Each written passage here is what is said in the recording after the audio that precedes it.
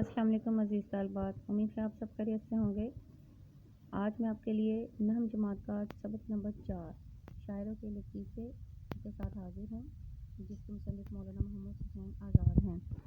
سب سے پہلے آپ یہ چینل سبسکرائب کیجئے اور گھنٹی کا بٹن دبائیے تاکہ آپ کو لیٹسٹ ویڈیو ملتی رہے اور آپ تمام کورس سے مستفید ہوں۔ مولانا محمد حسین آزاد 1830 میں پیدا ہوئے، جبکہ 1910 میں ان کی وفات ہوئی۔ محمد حسین آزاد معروف عالم دین اور صحافی مولوی محمد باقر کے بیٹے تھے۔ مولوی محمد باقر ان کے والد کا نام ہے، جو آپ کو یاد رکھنا ضروری ہے، اس کو انڈرلائن کر لیجئے۔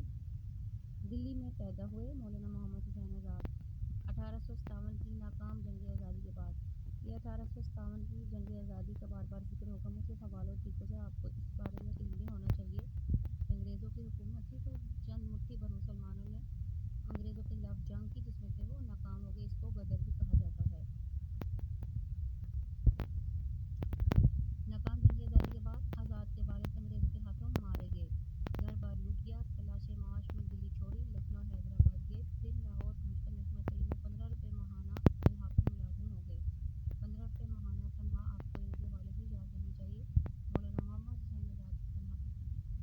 حکومت پنجاب نے ان سے متعدد کئی نصابی اور درسی کتابیں لکھوائیں۔ نصاب یعنی کہ جو آپ کو محکمہ تعلیم پرووائڈ کرتا ہے، دیا جاتا ہے، یہ آپ کا نصاب ہے اور آپ کو پڑھایا جاتا ہے۔ لاہور میں قائم انجمن پنجاب میں لیکچرار اور سیکرٹری رہے۔ ایک انجمن قائم کی گئی تھی، آپ اس کے لیکچرر اور سیکرٹری تھے۔ آخری دنوں میں گورنمنٹ کالج لاہور میں عربی و فارسی کے پروفیسر مقرر کیے گئے۔ 1888 میں دماغی مرض شروع ہوا، جو مرتے تک باقی رہا۔ مولانا محمد حسین آزاد دماغی مرض کی وجہ سے جنونی ہو گئے تھے، یعنی کہ ان کے اپنے ہوش و حواس میں نہیں تھے آخری عمر میں۔ آزاد اردو کے صاحب طرز نثر نگار ہیں۔ نثر نگار نثر لکھنے والے، صاحب طرز یعنی کہ اپنی طرز خود بنانے والے۔ وہ اپنے اسلوب بیان کے موجد بھی ہیں اور خاتم بھی۔ موجد ایجاد کرنے والا اور خاتم ختم کرنے والا، یعنی کہ اسلوب بیان کا مطلب ہمیشہ میں آپ کو بتاتی ہوں، لکھنے کا طریقہ، انداز، یعنی کہ جس انداز میں مولانا محمد حسین آزاد تحریر کرتے تھے وہ انہی کا ایجاد کرتا تھا، ان سے پہلے کسی نے اس انداز میں نہیں لکھا تھا، اور خود ہی وہ اس کے خاتم میں ہے، یعنی کہ مولانا محمد حسین آزاد کے بعد اس اسلوب کا خاتمہ ہو گیا، کوئی ان جیسا نہیں لکھ سکا۔ ان کا تمثیلی اسلوب بیان انہیں اپنے عہد کے ادیبوں اور نثر نگاروں میں منفرد بناتا ہے۔ تمثیلی اسلوب ان کا وہ اسلوب ہے جس کی وجہ سے وہ موجد اور خاتم کہلانے کے حقدار ہیں، اور تمثیلی اسلوب وہ ہوتا ہے کہ وہ غیر مرئی چیزیں جو اپنا ٹھوس وجود نہیں رکھتی، لیکن محمد حسین آزاد نے ان کو تجسیم کر کے پیش کیا تھا۔ تخیل آفرینی یعنی کہ ان کا تخیل، ان کا خیال بہت بلند تھا۔ پیکر تراشی، نہایت خوبصورت پیکر تراشتے تھے۔ تجسیم نگاری، جس کا میں نے یہ تمثیلی اسلوب میں بھی ذکر کیا ہے، تجسیم جسم سے نکلا ہے، یعنی کہ غیر مرئی چیزیں جو کہ اپنا ٹھوس وجود نہیں رکھتی، ان کو جسمانی صورت میں وہ پیش کرتے تھے۔ اس کی مثال میں آپ کو دوں گی، جیسے خوشی، غمی اور حاجت، قناعت، غریبی، امیری، ان چیزوں کا کوئی ٹھوس وجود نہیں ہے۔ جذبات اور خیالات جو ہوتے ہیں ہمارے، وہ وجود نہیں رکھتے، وہ محسوس کیے جاتے ہیں، لیکن محمد حسین آزاد نے خوشی کو کسی کی بیٹی بنا دیا، غمی کو کسی کا بھائی بنا دیا، یوں وہ کرداروں کو جسم عطا کر کے پیش کرتے تھے۔ شعریت اور رنگینی، واقعہ نگاری، نفسیاتی حقیقت آرائی اور مبالغہ آرائی ان کے اسلوب کی نمایاں خصوصیت ہیں۔ نفسیاتی طور پر چیزوں کی کیا حقیقت ہے، اس حوالے سے بھی ان کی مکمل گرفت تھی تحریر میں، اور مبالغہ آرائی یعنی کہ بڑھا چڑھا کر بیان کیا جاتا تھا ان کے ہاں۔ ان کا انداز بیان نثر کا ایک ایسا خوبصورت اور دلکش شاہکار ہے جس نے ان کے بعد آنے والے ادیبوں کی اکثریت کو متاثر کیا، یعنی کہ اتنے خوبصورت تحریر تھی وہ، بے شک اس میں مبالغہ آرائی ہوتی تھی، لیکن اس کے علاوہ بے شمار خوبیاں تھیں جس کی وجہ سے وہ شاہکار تحریریں ہمارے لیے چھوڑ کر گئے۔ ان کے بعد جو بھی ادیب آئے انہوں نے متاثر کیا، تمام مولانا محمد حسین آزاد سے متاثر ہوتے تھے کہ کیا خوبصورت لکھا ہے۔ خوبصورت اور دل نشین نثر کے علاوہ ان کا ایک بڑا کارنامہ اردو میں جدید طرز شاعری ہے۔ یہ ایک خاص بات ہے جو آپ نے ان کی یاد رکھنی ہے کہ وہ جدید طرز کی شاعری میں اولین مقام رکھتے ہیں۔ ان سے قبل غزل وغیرہ، قصیدہ، مثنوی تو لکھی جاتی تھی، لیکن نظموں میں نہیں کوئی بھی جدت پائی جاتی تھی، تو یہ مولانا محمد حسین آزاد نے انجمن پنجاب کے تحت مختلف موضوعات پر شاعری کی نظمیں لکھیں، اس وجہ سے ان کا بڑا کارنامہ ہے کہ جدید طرز کی شاعری کی، جس کی ابتدا انجمن پنجاب لاہور کے مشاعرے سے ہوئی۔ یہ دیکھیں یہاں پہ انہوں نے بتا دیا کہ انجمن پنجاب کے تحت جو مشاعرے ہوتے تھے وہاں پہ موضوع کے حوالے سے پھر شاعری کی جاتی تھی، جو کہ جدید طرز کی نظمیں کہلائیں، جس کے وہ سیکریٹری تھے۔ آزاد کی تصانیف میں آب حیات، یہ بہت اہم ہے، اور آب حیات ایک تذکرہ ہے۔ آب حیات ایک تذکرہ ہے اور یہ اردو ادب میں ایک سنگ میل کی حیثیت رکھتا ہے۔ مولانا محمد حسین آزاد نے آب حیات میں پہلے اردو زبان و ادب کے ابتدا اور آغاز کا نظریہ پیش کیا ہے، اور اس کے بعد انہوں نے اردو نثر اور اردو نظم کی تاریخ بیان کی ہے، اور اس حوالے سے پھر انہوں نے مختلف شعراء کی بھی بات کی ہے، اور یہ تذکرہ کہلاتا ہے۔ آپ کو یاد رکھنا چاہیے، کیونکہ یہ جو ہم چیپٹر پڑھیں گے، ہمارا سبق ہے شاعروں کے لطیفے، اس کا محض آب حیات ہی ہے، اور آپ کو پتہ ہونا چاہیے کہ آب حیات کیا ہے۔ آب حیات ایک تذکرہ ہے۔ دربار اکبری، نیرنگ خیال، قصص ہند اور سخندان فارس بہت مشہور ہیں۔ اپنے استاد ابراہیم ذوق کا دیوان بھی آزاد نے مرتب کیا، یعنی کہ ترتیب دیا۔ مولانا محمد حسین آزاد نے ابراہیم ذوق اپنے استاد کا دیوان، جو کہ ترتیبی حالت میں نہیں تھا، ادھر ادھر بکھرا پڑا تھا، ان کی وفات کے بعد شاگرد ہونے کا حق ادا کیا، اپنے استاد کا دیوان، مختلف شاعری اکٹھی کی، ان کو ترتیب دیا اور دیوان چھپوایا۔ آزاد نے موضوعاتی نظمیں بھی لکھیں۔ موضوعاتی نظمیں کون سی ہوتی ہیں؟ ایسی نظمیں جن کا کوئی نہ کوئی موضوع ہو، جیسا کہ اوپر ہم نے دیکھا کہ انجمن پنجاب لاہور کے مشاعروں میں انہوں نے جدید شاعری کا آغاز کیا تھا، اور وہاں پہ یہ اصول ہوتا تھا کہ ہر ہفتے یا مہینے میں ایک دفعہ کوئی نہ کوئی موضوع رکھا جاتا تھا، مثلاً برسات، امید، خوشی، ایسے موضوعات رکھے جاتے تھے، اور پھر ان کے مطابق ہر شعر اپنی اپنی نظم کہتا تھا، وہ موضوعاتی نظمیں کہلاتی ہیں، جو نظم آزاد میں شامل ہیں۔ نظم آزاد ان کا شاعری کا مجموعہ۔ مولانا محمد حسین آزاد کا یہ سبق شامل ہے شاعروں کے لطیفے، یعنی کہ لطیف باتیں جو کہ ہنسنے اور ہنسانے پر مجبور کرتی ہیں۔ یہاں کا مقصد کیا ہے؟ تاکہ طلبہ کو بتایا جائے کہ شاعروں کے حصے مزاح کس قدر تیز ہوتی ہے، مزاح کی حس ان کی بہت اچھی ہوتی ہے، تیز ہوتی ہے، ان کی عام گفتگو میں کتنے لطیف پہلو موجود ہوتے ہیں، ایسے پہلو جن سے لطف اٹھایا جا سکے، عام گفتگو میں بھی وہ نہایت مزاح اور لطف پیدا کر لیتے ہیں۔ شعر و ادب میں طنز و ظرافت کی اہمیت، آپس کے تعلقات میں رواداری، تحمل اور برداشت کی ضرورت اور احساس اجاگر کرنا، مختلف شاعروں کے انداز گفتگو اور طبیعتوں کے بارے میں بتایا ہے انہوں نے، اور کچھ زبان زد عام اشعار، یعنی کہ ایسے اشعار جو کہ ہر خاص و عام کی زبان پر ہیں، موقع محل اور استعمال سے روشناس کرانا، یعنی کہ کس موقع پر اور کیسے استعمال کیے گئے، جو کہ آج کل ہمیں بہت مقبول ہیں۔ ایک دن لکھنؤ میں میر اور مرزا کے کلام پر دو شخص نے تکرار میں طول کھینچا۔ میر سے مراد میر تقی میر اور مرزا سے مراد مرزا رفیع سودا اور میر اپنے زمانے کے استاد شاعر ہیں، ان کے کلام پر ان کی شاعری، کلام کا مطلب شاعری، دو شخصوں نے، دو اشخاص، شخص کی جمع، تکرار بحث، طول کھینچا یعنی کہ بات بہت طول ہو گئی، طویل ہو گئی، بحث طویل ہو گئی، دونوں خواجہ باسط کے مرید تھے، مرید کا مطلب شاگرد، انہی کے پاس گئے اور عرض کی کہ آپ فرمائیں۔ انہوں نے کہا کہ دونوں صاحب کمال ہیں، صاحب کمال یعنی کہ بہت اچھے شاعر ہیں، مگر فرق اتنا ہے کہ میر صاحب کا کلام آہ ہے، آہ یعنی کہ کلمہ افسوس، اس سے مراد یہ ہے کہ میر تقی میر دکھی شاعری جو ہے وہ کرتے تھے، اور مرزا صاحب کا کلام واہ ہے، مرزا سے مراد میں نے آپ کو بتایا مرزا رفیع سودا، مرزا رفیع سودا کا کلام واہ ہے، واہ کا مطلب کلمہ آفرین یعنی کہ خوشی اور نشاط والا کلام اور شاعری ہے سودا کی۔ مثال میں میر صاحب کا شعر پڑھا، سرہانے میر کے آہستہ بولو، ابھی ٹک روتے روتے سو گیا ہے، ٹک کا مطلب ذرا، یعنی کہ یہاں پہ روتے روتے ایسے الفاظ استعمال ہوئے ہیں جس سے پتہ چلتا ہے کہ وہ نہایت دکھی تھے اور زندگی دکھوں میں کٹی، روتے روتے ہی سو گیا، سونے سے مراد یعنی کہ موت آ گئی۔ سرہانے میر کے آہستہ بولو، یعنی کہ اس میں نہایت دکھ ہے کہ زندگی روتے روتے کاٹی ہے، کوئی خوشی میسر نہیں۔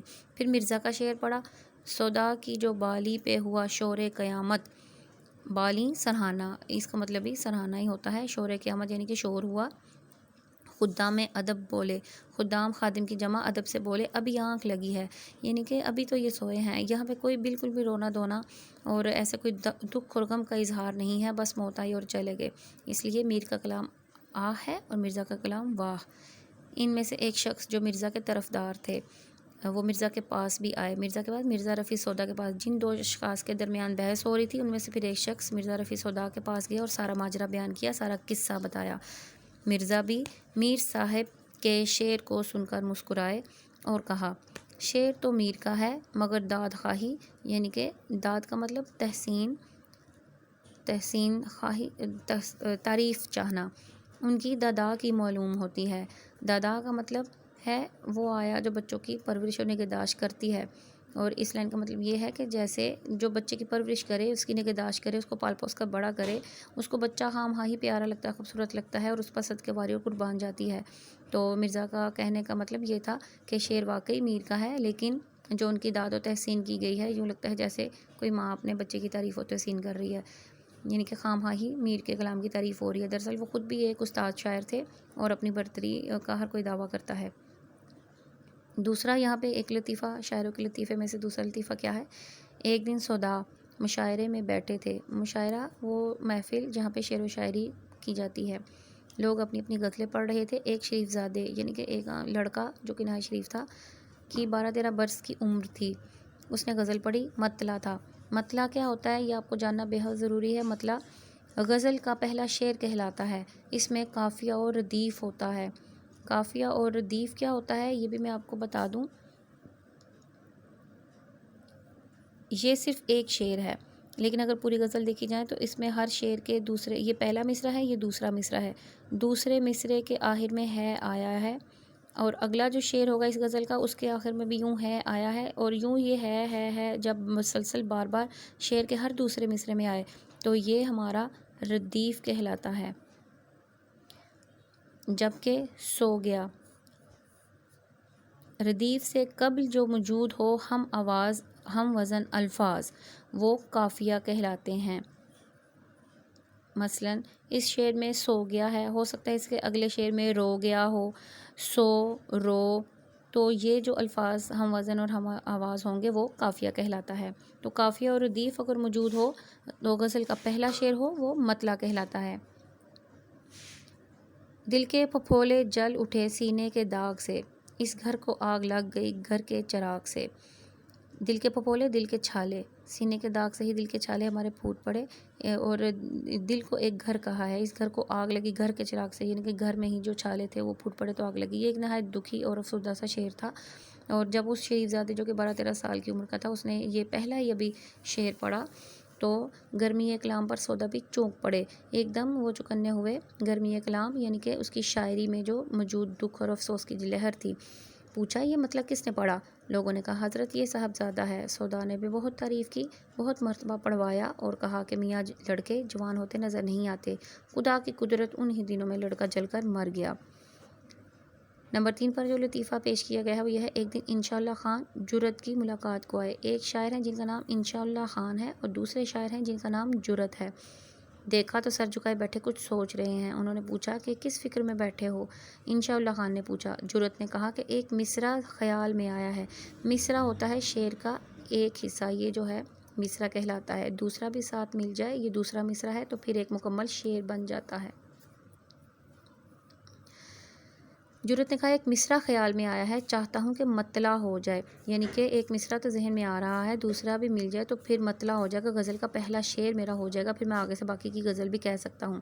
انہوں نے پوچھا کہ کیا ہے، یعنی کہ انشا نے پوچھا کہ کیا مصرع ہے بتاؤ۔ جرت نے کہا خوب مصرع ہے، بہت اچھا مصرع ہے، مگر جب تک دوسرا مصرع نہ ہوگا تب تک نہ سناؤں گا، نہیں تو تم مصرع لگا کر اسے چھین لو گے، یعنی کہ اگر میں نے ایک مصرع بتا دیا اور میرے ذہن میں ابھی نہیں آ رہا تو تم دوسرا مصرع بنا لو گے اور پھر وہ شعر تمہارا ہو جائے گا، اس لیے میں تمہیں نہیں بتاؤں گا۔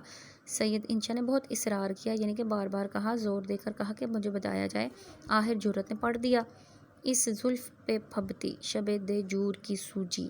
زلف کا مطلب بال، محبوب کے بالوں کی تعریف کرتے ہوئے کہتے ہیں پھبتی یعنی کہ پھبنا، خوبصورت لگنا، شب دجور یہ اپنے محبوب کے بالوں کی تعریف ہو رہی ہے۔ شب دجور کا مطلب ہے نہایت سیاہ تاریک رات، تو محبوب کی زلفوں کو تاریک رات سے تشبیہ دے رہے ہیں۔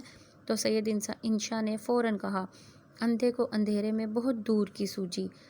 جرت ہنس پڑے اور اپنی لکڑی اٹھا کر مارنے کو دوڑے، دیر تک سید انشا آگے آگے بھاگتے پھرے اور یہ پیچھے پیچھے ٹٹولتے پھرے۔ اب یہاں پہ سمجھنے کی بات یہ ہے کہ اس میں کیا خاص بات ہے، اس میں لطیفہ یہ ہے کہ جرت جو تھے وہ نبینا شاعر تھے، وہ آنکھ سے دیکھ نہیں پاتے تھے۔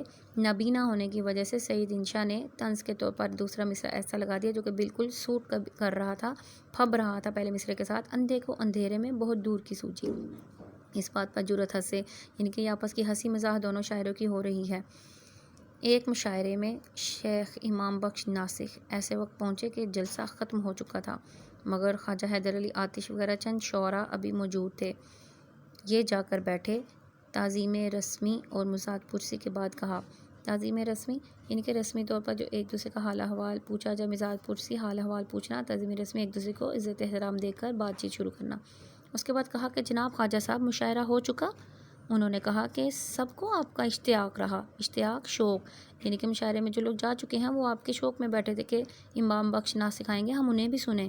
تو شیخ صاحب نے یہ مطلع پڑھا۔ امام بخش ناسخ نے اپنی غزل کا پہلا شعر پڑھا جو کہ مطلع کہلاتا ہے۔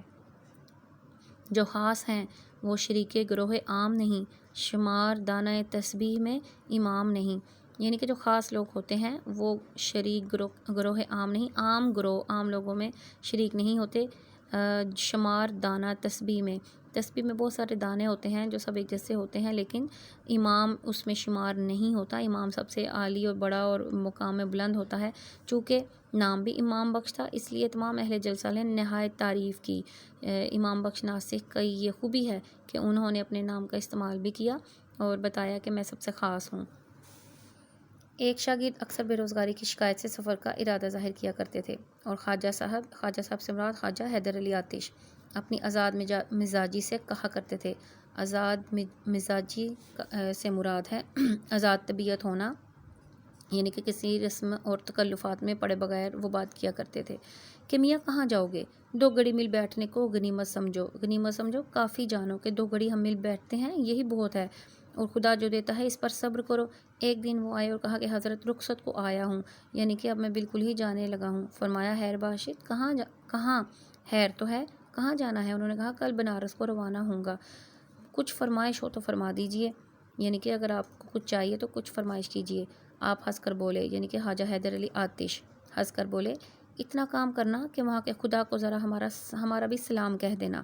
وہ حیران ہو کر بولے کہ حضرت یہاں اور وہاں کا خدا جدا ہے؟ یعنی کہ خدا تو ایک ہی ہے، یہاں بھی وہی خدا ہے وہاں بھی ہے۔ خواجہ صاحب نے کہا جب خدا وہاں یہاں ایک ہے تو پھر ہمیں کیوں چھوڑتے ہو؟ جس طرح اس سے وہاں جا کر مانگو گے اسی طرح یہاں مانگو، جو وہاں دے گا یہاں بھی دے گا۔ اس بات نے ان کے دل پر ایسا اثر کیا کہ سفر کا ارادہ موقوف کیا، ترک کیا، ختم کر دیا، اور خاطر جمعی سے بیٹھ گئے۔ خاطر جمعی کا مطلب تسلی سے، اطمینان سے وہیں رہے۔ نمبر 6 پر جو لطیفہ ہے وہ یہ ہے کہ ایک دن معمولی دربار تھا، استاد ابراہیم ذوق بھی حاضر تھے۔ ایک مرشد زادے تشریف لائے۔ مرشد زادے یعنی کہ پیر کے بیٹے، وہ شاید کسی اور مرشد زادی یا بیگمات میں سے کسی بیگم صاحب کی طرف سے کچھ عرض لے کر آئے تھے۔ انہوں نے آہستہ آہستہ بادشاہ سے کچھ کہا اور رخصت ہوئے۔ حکیم احسن الرحمن بھی موجود تھے۔ انہوں نے عرض کی، صاحب عالم یعنی بادشاہ صاحب کو مخاطب کیا، صاحب عالم اس قدر جلدی، یہ آنا کیا تھا اور تشریف لے جانا کیا تھا؟ صاحب عالم کی زبان سے اس وقت نکلا کہ اپنی خوشی سے آئے نہ اپنی خوشی چلے۔ بادشاہ نے استاد کی طرف دیکھ کر فرمایا کہ استاد دیکھنا کیا صاف مصرع ہوا ہے، یعنی کہ ایک مصرع تو بادشاہ صاحب کی زبان سے بے اختیار نکلا، اب استاد ابراہیم ذوق کو کہہ رہے ہیں کہ دیکھیں کتنا اچھا، یعنی کہ صاف بہت اچھا مصرع ہوا ہے۔ استاد صاحب نے بے توقف عرض کی، یعنی کہ بغیر رکاوٹ کے، بغیر کسی جھجک اور عذر کے، انہوں نے بھی دوسرا مصرع کہ حضور لائی حیات آئے، قضا لے چلی چلے، اپنی خوشی سے آئے نہ اپنی خوشی چلے، یعنی کہ بادشاہ سلامت نے اتنا اچھا مصرع کہہ دیا جس میں بالکل بھی رد و بدل کی گنجائش نہیں تھی، اور پہلا مصرع استاد ابراہیم ذوق نے لگا دیا کہ لائی حیات زندگی ہمیں لاتی ہے، آئے اس دنیا میں ہم آ جاتے ہیں، قضا یعنی کہ موت، لے چلی جب موت آتی ہے وہ لے چلنے کو تو چلے تو ہم چلے جاتے ہیں، ہم اس دنیا میں نہ اپنی خوشی سے آتے ہیں نہ اپنی خوشی سے جاتے ہیں۔ نمبر 7 پر مختصر سا لطیفہ ہے، مرزا یعنی کہ مرزا غالب کی قاطع برہان کے۔ یہ قاطع برہان کیا ہے؟ یہ بہت اہم بات ہے، یہ ان کی فارسی لغت ہے۔ اکثر یہ سوال جو ہے وہ MCQs کی صورت میں آتا ہے کہ قاطع برہان کے مصنف کون ہیں، اور بچے بالکل بھی نہیں جان پاتے۔ تمام سبق جو ہے وہ نہایت دھیان اور توجہ سے پڑھنا چاہیے کہ اندر کیا معلومات لکھی گئی ہیں۔ تو قاطع برہان ان کی فارسی لغت ہے جو مرزا غالب نے ترتیب دی، مرتب کی۔ مرزا غالب کی کاتب برہان کے بہت شخصوں نے، شخص یعنی کہ پرانی اردو ہے، شخص کی جمع اشخاص ہوتی ہے، تو یہاں پہ پرانی اردو میں شخصوں لکھا گیا ہے، جواب لکھے اور بہت زبان درازیاں کی۔